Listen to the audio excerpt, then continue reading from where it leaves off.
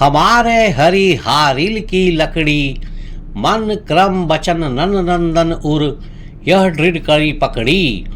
जागत सोवत स्वप्न दिवस निसी, काहनह काहनह जकरी।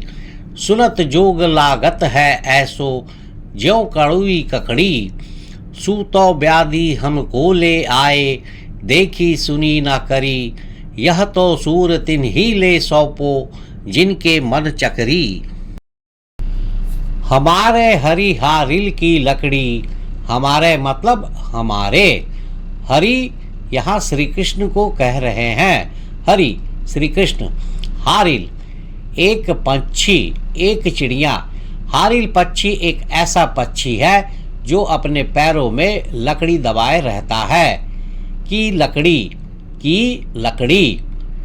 गोपियां स्वयं को हारिल पक्षी की लकड़ी की समान बताती है। जिस तरह हारिल पक्षी अपने पंजों में लकड़ी को दबाए रहता है, उसे कहीं भी गिरने नहीं देता, उसी प्रकार गोपियां भी श्री कृष्ण को हृदय में बसाई हुई है और वे उसे किसी भी कीमत पर छोड़ने को तैयार नहीं है।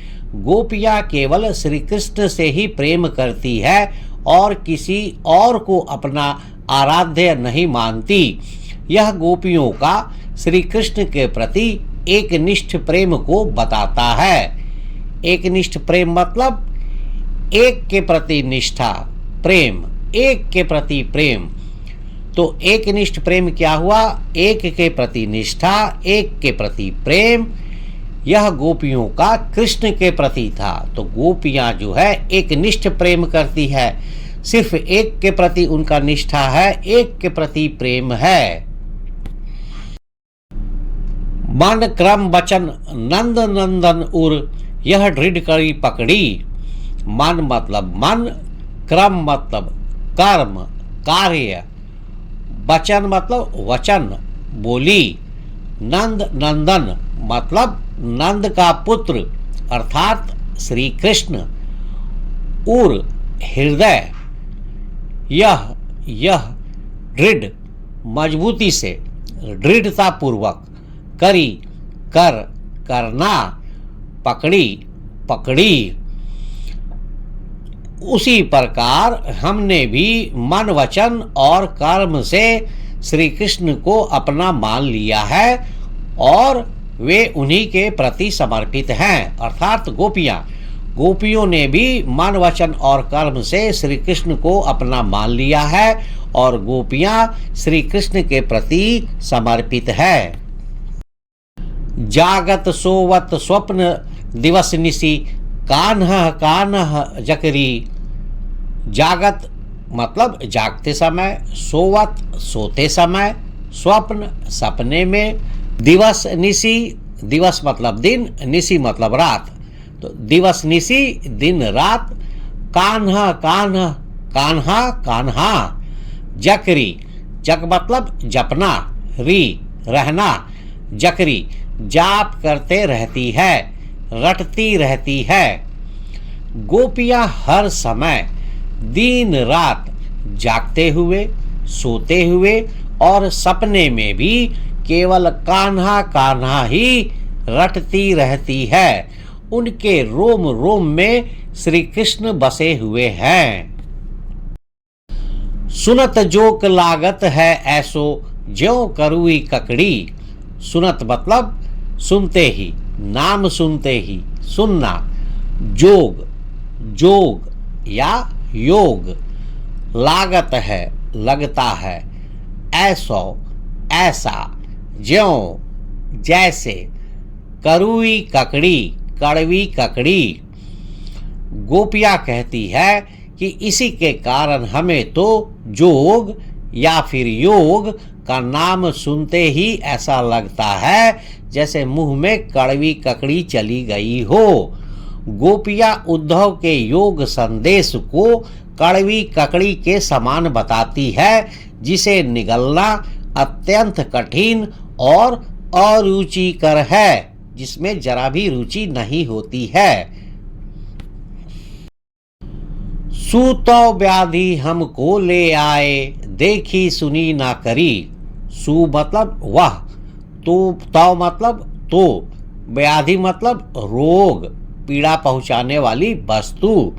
हमको ले आए, हमारे लिए लाए हो। देखी सुनी ना करी, ना तो पहले कभी देखा है, ना सुना है, और ना ही इसको कभी भोगा है। योग रूपी जिस बीमारी को तुम हमारे लिए लाए हो, उसे हमने ना तो पहले कभी देखा है, ना उसके बारे में सुना है, और ना ही इसको कभी भोगा है। यह तो सूर तिन्ही ले सौंपो, जिनके मन चकरी। यह तो सूरदास के माध्यम से उद्धव को कहना कि यह तो सूर मतलब यह तो उद्धव, तिन्ही ले उन्हीं को जाकर, सौंप दो, दे दो, जिनका मन चक्री, चक्कर काटना, चंचल होना, मन स्थिर नहीं रहना। गोपियां सूरदास के माध्यम से उद्धव को कह रही है कि इस जोग को तो तुम उन्हीं को जाकर सौंप दो, जिनका मन चक्री के समान चंचल है। अर्थात हमारा मन तो स्थिर है, वह तो सदैव श्री कृष्ण के प्रेम में ही रमा रहता है। हमारे ऊपर तुम्हारे इस संदेश का कोई असर नहीं पड़ने वाला है। वे किसी और उपदेश को स्वीकार नहीं कर सकती। इंपॉर्टेंट, यहाँ गोपियां सूरदास के माध्यम से उद्धव को कह रही है। व्याख्या, इस पद में गोपियां उद्धव से यह कह रही है कि उनके हृदय में श्री कृष्ण के प्रति अटूट प्रेम है, जो कि किसी योग संदेश द्वारा कम होने वाला नहीं है, बल्कि इससे उनका प्रेम और भी दृढ़ हो जाएगा, पक्का हो जाएगा। इस पद में गोपियां उद्धव से कहती है कि हमारे श्री कृष्ण तो हमारे लिए हारिल पक्षी की लकड़ी के समान हैं, यानी कि गोपियां स्वयं को हारिल पक्षी की लकड़ी के समान बताती है। जिस तरह हारिल पक्षी अपने पंजों में लकड़ी को बड़ी ही दृढ़ता से पकड़े रहता है, मजबूती से पकड़े रहता है, उसे कहीं भी गिरने नहीं देता, उसी प्रकार गोपियां भी श्री कृष्ण को हृदय में बसाई हुई है और वे उसे किसी भी कीमत पर छोड़ने को तैयार नहीं है।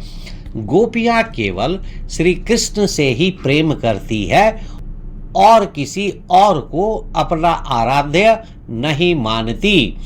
यह गोपियों का श्री कृष्ण के प्रति एक निष्ठ प्रेम को बताता है। गोपियां कहती है कि उन्होंने मन, वचन और कर्म से श्री कृष्ण को अपना मान लिया है और वे उन्हीं के प्रति समर्पित है। वे हर समय दिन रात जागते हुए, सोते हुए और सपने में भी केवल कान्हा कान्हा ही रटती रहती है। उनके रोम रोम में श्री कृष्ण बसे हुए हैं। गोपियां कहती है कि हमें तो जोग का नाम सुनते ही ऐसा लगता है जैसे मुंह में कड़वी ककड़ी चली गई हो, जिसे निगलना अत्यंत कठिन और अरुचिकर है। योग रूपी जिस बीमारी को तुम हमारे लिए लाए हो, उसे हमने ना तो पहले कभी देखा है, ना उसके बारे में सुना है, और ना ही इसको कभी भोगा है। गोपियां सूरदास के माध्यम से उद्धव को कह रही है कि इस जोग को तो तुम उन्हीं को जाकर सौंप दो, जिनका मन चक्री के समान चंचल है। हमारा मन तो स्थिर है, वह तो सदैव श्री कृष्ण के प्रेम में ही रमा रहता है। हमारे ऊपर तुम्हारे इस संदेश का कोई असर नहीं पड़ने वाला है। वे किसी और उपदेश को स्वीकार नहीं कर सकती, इसलिए उन्हें इस योग संदेश की कोई आवश्यकता नहीं है।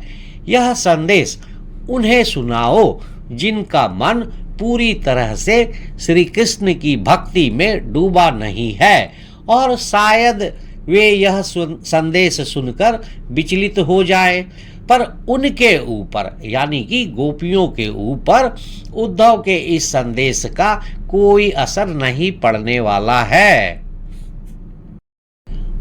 अब तक के पढ़े हुए तीनों पदों के सार क्या है?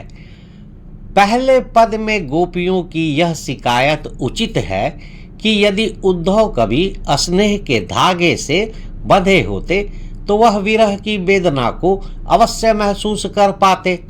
अर्थात अगर उद्धव कभी प्रेम किए होते तभी तो उनको समझ में आता कि प्रेम से जुदा होना, जुदाई होना, दूरी होना कितना कष्टकर है। गोपियां उद्धव को पहले पद में उलाहना दे रही है कि उद्धव श्री कृष्ण के समीप रहकर भी उनसे प्रेम अनुराग नहीं करते हैं, जबकि गोपियां श्री कृष्ण से दूर रहकर भी उनसे बहुत प्रेम करती है। दूसरे पद में गोपियों का यह स्वीकार करना कि उनके मन की अभिलाषा मन ही में रह गई, यह श्री कृष्ण के प्रति उनके प्रेम की गहराई को बताती है। तीसरे पद में वे उद्धव की योग साधना को कड़वी ककड़ी जैसा बताकर श्री कृष्ण के प्रति अपनी सच्ची प्रेम को बताती है। वे अपने एकनिष्ठ प्रेम में दृढ़ विश्वास करती है।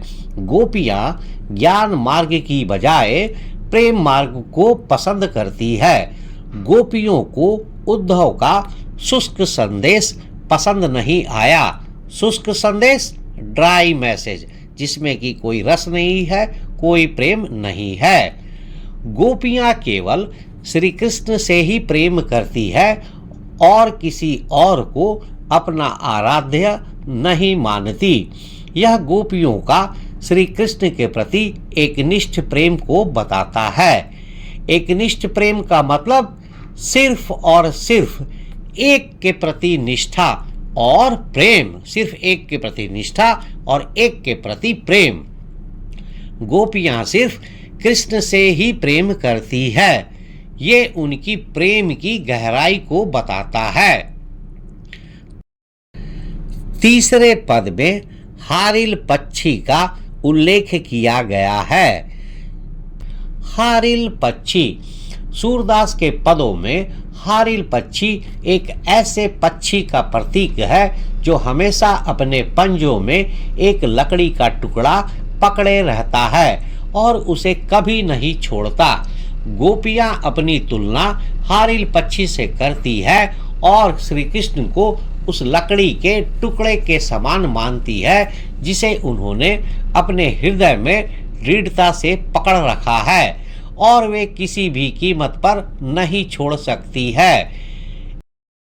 इस रूपक, सिंबल, एलिगोरी हारिल पक्षी के माध्यम से सूरदास गोपियों का श्री कृष्ण के प्रति अनन्य और अटूट प्रेम को व्यक्त करते हैं। जिस प्रकार हारिल पक्षी के लिए वह लकड़ी का टुकड़ा ही उसके जीवन का एकमात्र सहारा होता है, उसी प्रकार गोपियों के लिए श्री कृष्ण ही उनके जीवन का आधार है। वे श्री कृष्ण के बिना एक पल भी नहीं रह सकती है और उनकी भक्ति, उनका प्रेम इतनी दृढ़ है कि कोई भी उन्हें उनके प्रेम से विचलित नहीं कर सकता है। यह गोपियों का श्री कृष्ण के प्रति एकनिष्ठ प्रेम को बताता है। संक्षेप में सूरदास में हारिल पक्षी गोपियों के एकनिष्ठ प्रेम, अटूट सहारे और दृढ़ भक्ति का प्रतीक है जो उन्होंने श्री कृष्ण के प्रति रखा है।